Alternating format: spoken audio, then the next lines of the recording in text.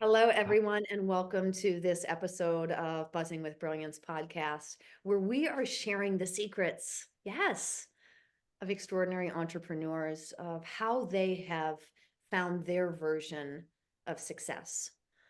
My name is Mary Gooden. I am delighted to be a speaker, a mentor, a publisher, and all the other things, and really support soul-inspired business owners and entrepreneurs grow the visibility, grow the impact, really create the massive impact through publishing, through writing, through showing up and profiting on purpose. So always excited to be here today. One of my favorite ladies, I'm sharing the brilliant Wendy Corner. Wendy, welcome to the show. Share with the audience where you are in the world today, because I know that you have Where magnificent am I? experiences and a little bit Um, about yourself. well, first up, thank you so much, Mary, for inviting me to be part of your visibility circle, because as you've just explained, you have so many variations on the visibility theme. They're all really important for all of us to be, quote, successful. So thank you so much for what you do, because it is magnificent. And I'm very grateful to be and honored to be here as part of your buzzing podcast. Right, name Wendy Corner. That much I know. Where am I? Right, it's the 18th of July for me. I know it's probably only the 17th for you. I'm in Melbourne, Victoria, Australia at the moment. 2 weeks ago, I was in Kuala Lumpur, Malaysia. 2 weeks before that, I was in Vietnam. In 3 weeks, I will be in the UK. So no fixed abode is probably the best way of describing me, except that it is with purpose. You mentioned earlier on about doing things on purpose. I'm experiencing something at the moment, my life with 20 kilos. Now, forgive me, most of your audience are thinking in pounds, aren't they? I really do need to do the conversion. It's around about 43 pounds. It's a weight limit. What's the basic economy weight limit in the US? 50 pounds. So 50. we You get get a more. little bit more. Yeah, you guys do. You're right. I've been booking flights all over Europe. And you're right. It's 22, I think, or is it 20? It might be 20. You're right. 20 is 20 around Asia. Okay. When I go off to the UK in a couple of weeks' time, I'm going on Singapore Airways, which give me 23 kilos. That's what it's 22. Yeah. I'm really excited about those extra 3 kilos, but around Asia, no, bog standard 20 kilos. And they charge you for any extra. So yeah, that's the situation I'm in at the moment, because I literally am living my book that I will be publishing next year, My Life with 20 Kilos. That's exciting. So that's who I am, and kind of who I am, where I am at the moment, certainly. Yeah, well, thank you for sharing that. It is fun. It's been fun to watch you. So those of you that are catching our interview, I would run over there and watch Wendy as she dances around with 28 kilos. I can't wait to see the book next year. So can I. I'm looking forward to it as well. Well, of course you. Oh, yeah. I mean, that's exactly the right thing to say. Is I'm looking forward to what I've been called to create on purpose, and the experience that life has invited me to on purpose. And that, to me, is the sum up of extraordinary entrepreneurship, that we are doing it on purpose. And it doesn't often look the same way, the road to success. In fact, No, it indeed. looks radically different. Yet somehow we can all come together and find a common ground and a really powerful connection with one another. And that's what I've loved about my entrepreneurial journey. But I would love for you to share a little story about your entrepreneurial journey, your hero's journey to getting to purpose. Well, I call myself an unintended entrepreneur. On days it's even reluctant, thing is, I never intended to go into business. My background is in speech pathology, and I expected to be a speech pathologist from the day I qualified to the day I retired. And many of my cohort are now retiring, and they go, "When are you going to retire?" I'm sorry, I don't understand that word. Anyway, that was the projected life path. Until a couple of things got in the way. I was happily, not so happily, living and working in Scotland. And then on August the 3rd, 2009, I came home to find my husband dead. God, like I liked. That was the first big change in life, because now I had an identity shift. I was no longer a wife, a carer, and all the other things around that. I was still a speech pathologist. And then 4 years after that, I migrated to Australia on my own. Still a speech pathologist, because that was what took me over there. I had a company who sponsored my initial visa and then sponsored my permanent residency. Part of the permanent residency was that I had to work for them for 2 years. My visa was attached to that. Except that after about, 14, 15 months, they accused me of something which I could have taken them to court for because it was blatantly untrue. But in the end, they sacked me. And I still had 15 months to run on my visa. I couldn't go and work for anyone else because my visa was attached to that tax number. So if I had been putting in a tax return, which if you're employed by somebody else, they do it for you, suddenly it would have been a case of, hello, deportation, out you go. So I had to keep my head down. And in that time, did a bit of, that wonderful word, pivoting. I did it before COVID hit. And because what I was doing as a speechy here in Australia was more coaching anyway. So I grabbed myself a coaching qualification. I ended up, this is where Facebook targeted ads came in handy. I got a thing through the Facebook feed about the Tony Robbins, Chloe Madonna's 100 hours core training, coach training. So I grabbed that because it was also Black Friday, is it? The day when you get lots and lots of deals. I tell you, it's Black Friday. It is. So I jumped in on that because I then had a qualification in coaching. I still couldn't do anything above the parapet. I still had to keep my head down until that 2 years was finished. But in that time, I did lots of learning and lots of trusting in that the sale of my house in Scotland was going to keep me afloat because I couldn't earn any money. And that's where the entrepreneur bit kind of came in out of necessity.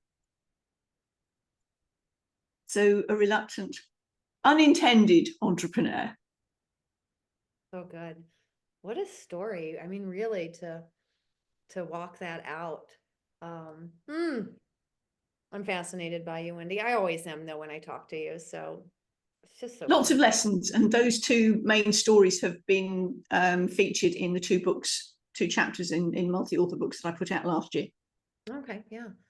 And now it's really on purpose. So I know that you're going to share your 3 magnificent tips with us. And if you want to rattle those off for a moment, you could.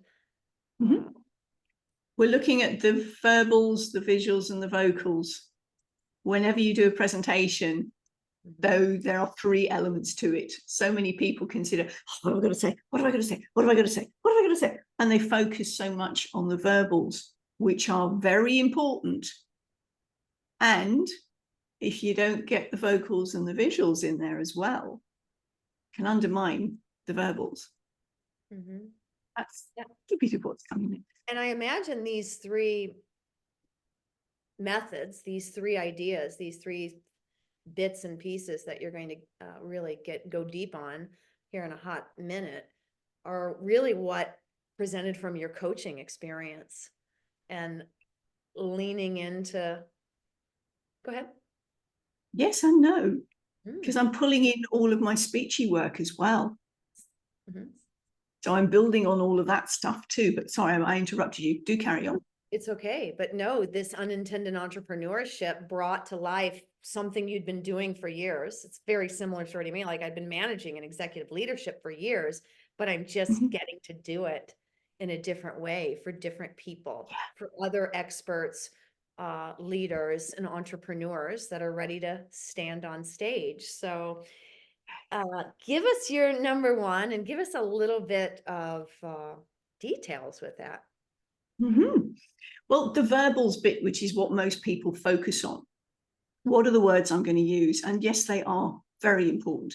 The stats that most people quote are the 7% verbals, 38% vocals, and 55% visuals.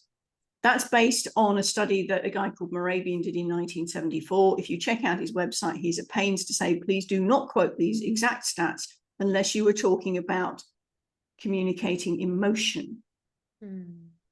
So it's a much quoted / misquoted set of stats. I tend to go, I'm not desperately happy with figures. So I go with the 10, 40, and 50. I can handle round numbers a lot easier.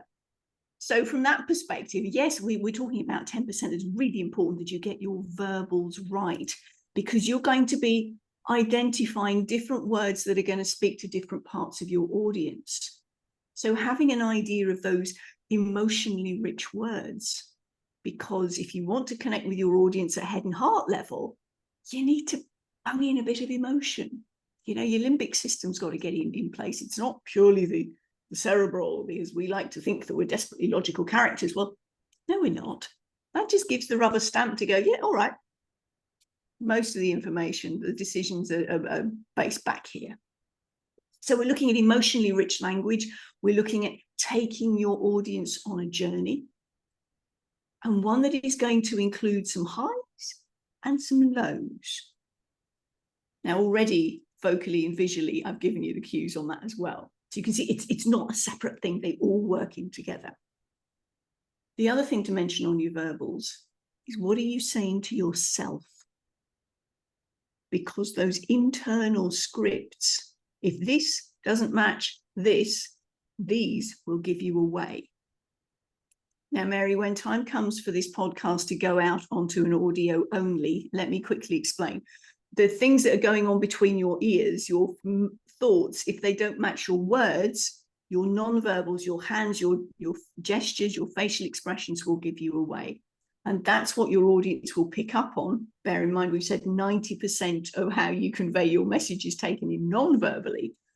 It's done at a subconscious level. And the audience is going to go, there's something that doesn't quite gel here. I don't trust them. Done entirely subconsciously. So the verbal bits are really important. And as I said, particularly what you're saying to yourself, those internal scripts are phenomenally important. Do you believe you can say it? Do you believe you can share this information credibly? Because if you don't, it's not going to work. Yeah, so that's the thing that I'm going to focus on with the verbals. It's important, like you said, as an entrepreneur, as anyone really, but anyone that's in expertise or in leadership or a business owner, if your mindset is not abundant, I'll just use that word, it's going to be a bit challenging to generate abundance.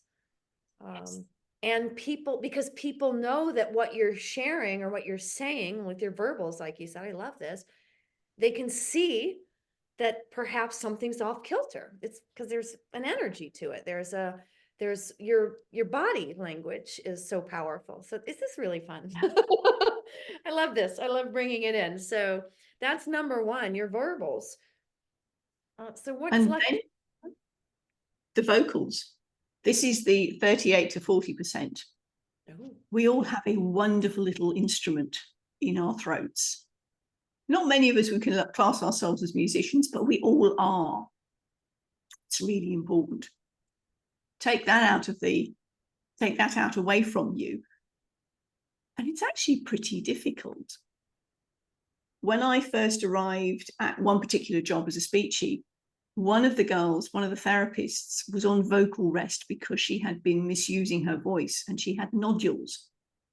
Now, some of you may be old enough to remember when Elton John and also Kylie Minogue cancelled world tours because they had vocal nodules.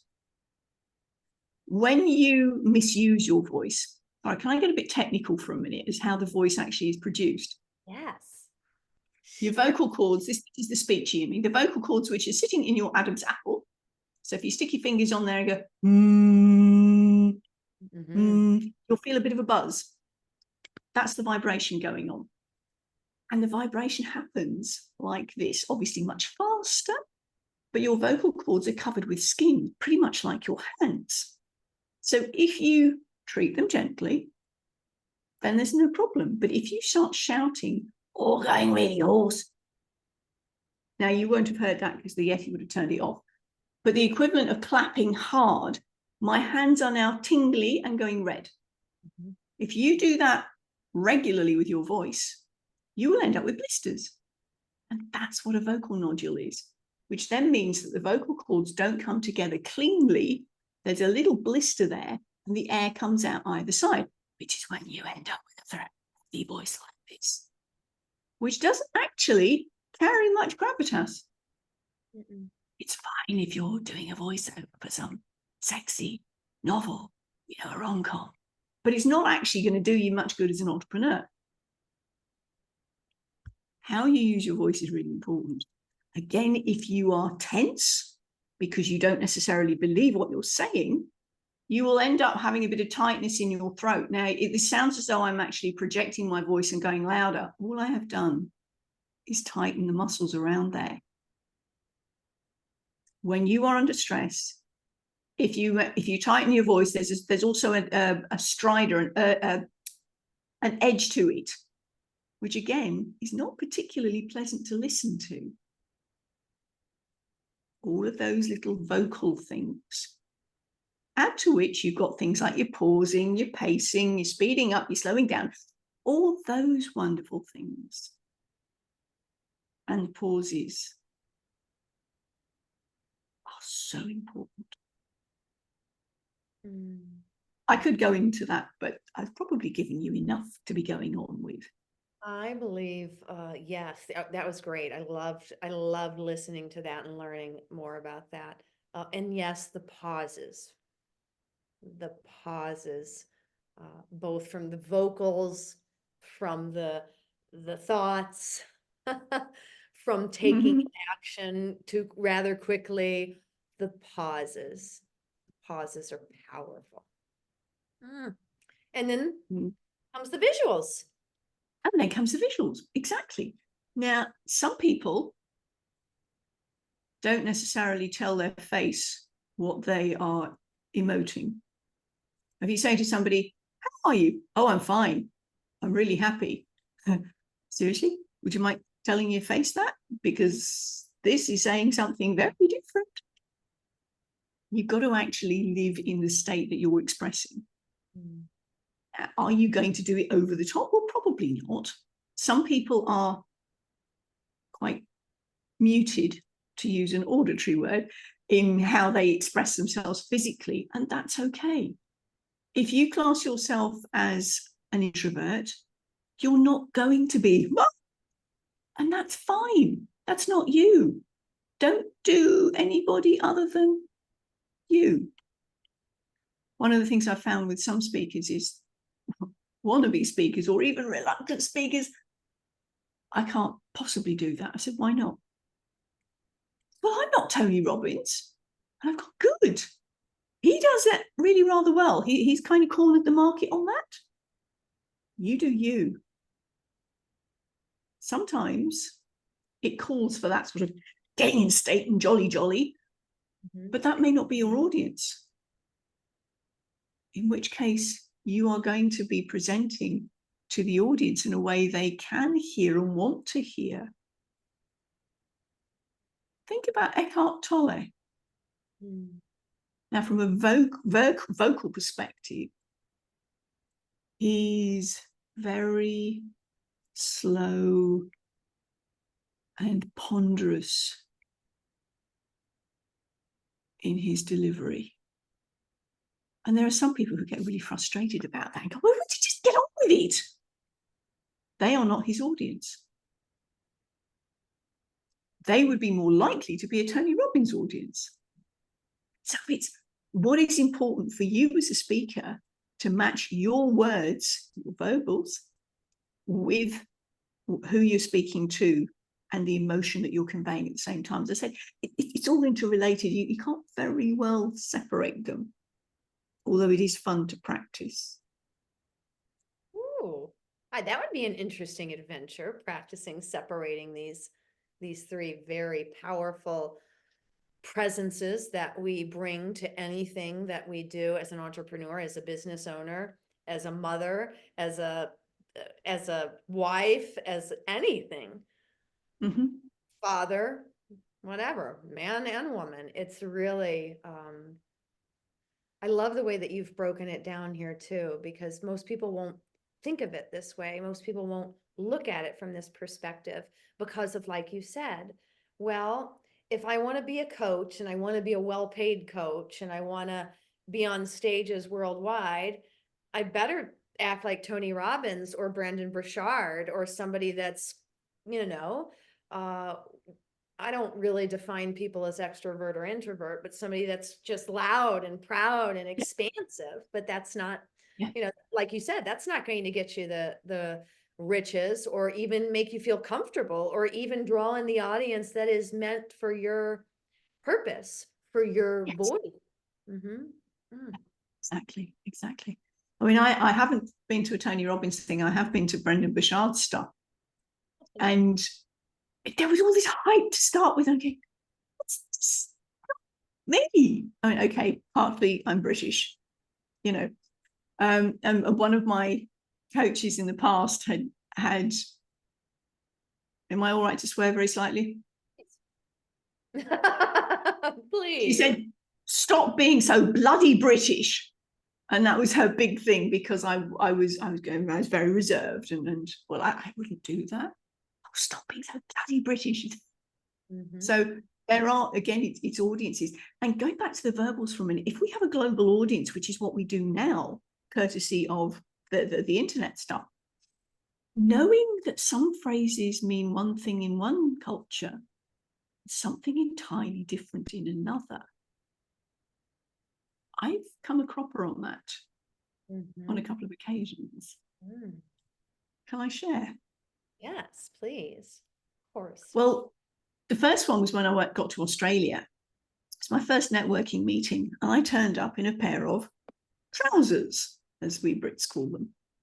And somebody complimented me on my pants.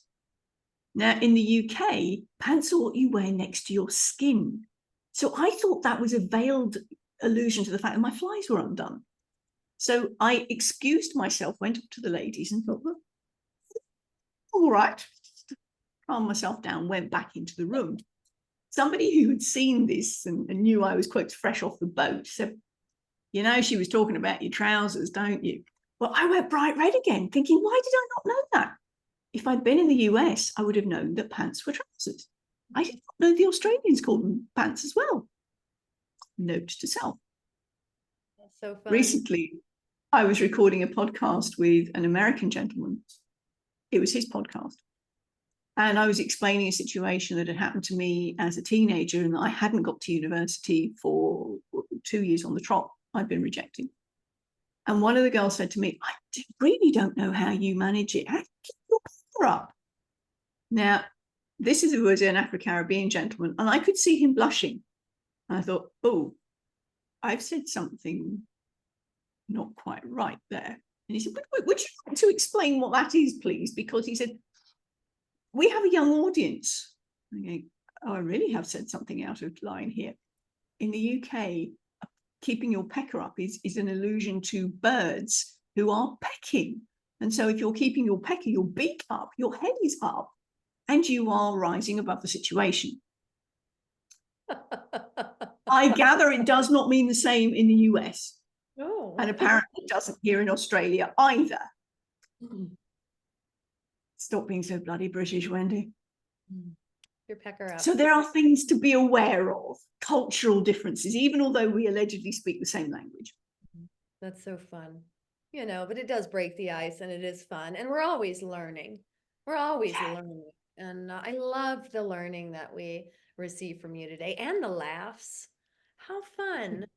Yeah, no, thank you. Thank you for making it easy and fun, which is what I stand for. So Yes. I'd love for you to share a little bit.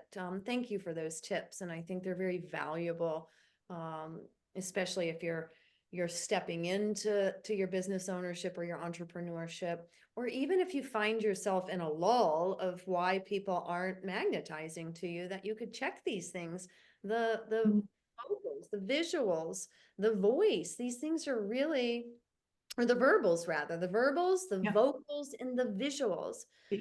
Um, with anything really, with The relationships. best way of doing that is to record yourself on a video. Yeah, good tip. Mm-hmm. Take that step back and watch it through the eyes of one of your potential audience people. Does it make sense? Have I got my point across? How could I make it better? Set up your own YouTube channel. You don't need to publish them. You can have them as private or unlisted. If they're unlisted, you can share them with somebody and go, what do you reckon to this? Yeah. Which is always useful feedback. If it's somebody that you trust, they're not going to give you the wrong attack. Yeah, because we're not But looking. that's a good growth way. Right. We're not looking for any, I can't think of the word right now, but right. You make sure it's somebody, like you said, that's important. Because we just need voices everywhere. We need to be a loving, as I always say with writing, when in doubt, write it out, I say, but also be a loving witness to yourself. When you read it back, when you listen back, be a loving witness for yourself, because we're here to improve. And if we can't listen to ourselves without criticizing, that was the word I was looking for, maybe that just tells us we need to practice a little bit more, practice listening to yourself more, and getting right between the ears, Wendy says. Yeah, so those internal scripts. Yes. How do you lead and support your clients, and how can people get closer to you? Some of these entrepreneurs, some of these business owners that want to really up level or vibe up their voice, their verbals, and their visuals. Well, I have the opportunity for a 45-minute free brainstorming session, which if your audience wants to pick up on, that I would ask them to book in, and we'll look at sending me a URL of something that you've done, a video of what you've already done. And we can look at it together as to, well, how can this be improved? Let's see that this is brilliant. Oh, fabulous, wonderful. How we can move in on that.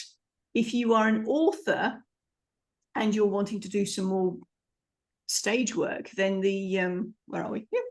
From page to stage, I have a podcast which the lovely Mary has also featured on, which we must make sure that your audience has the opportunity to go in and check.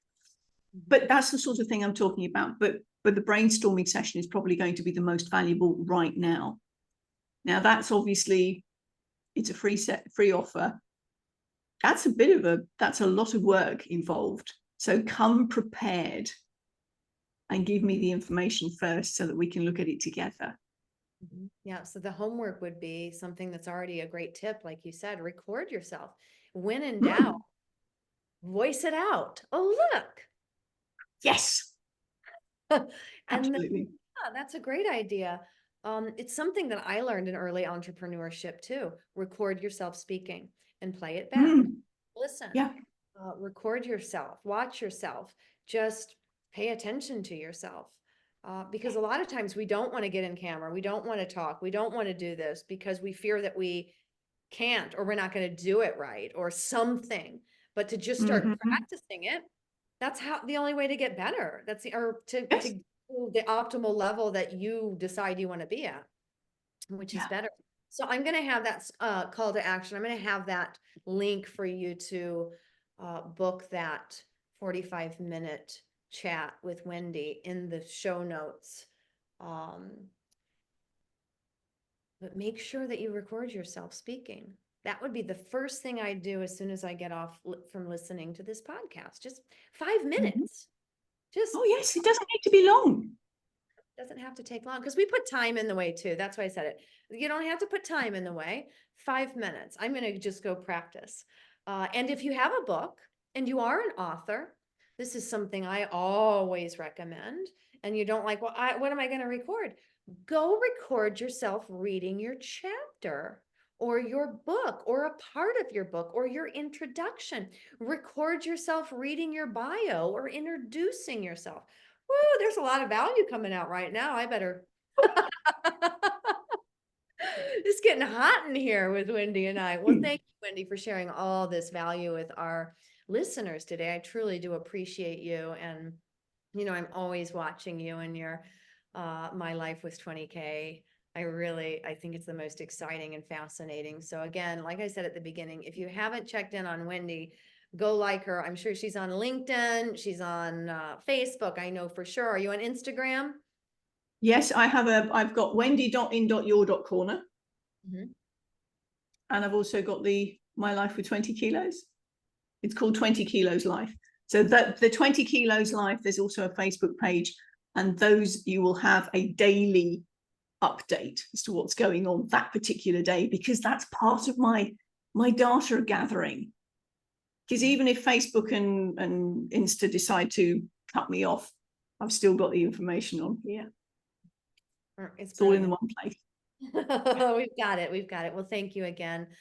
Thank you for the listeners. As always, I say keep on shining, keep on buzzing, keep on stepping forward, and use these tips that we have here. Pay attention to your verbals, pay attention to your, I know it's here somewhere. I scrolled up too far, to your verbals, visuals, and vocals.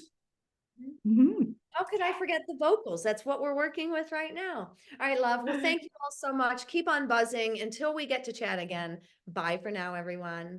Thank you so much, Mary. Bye-bye.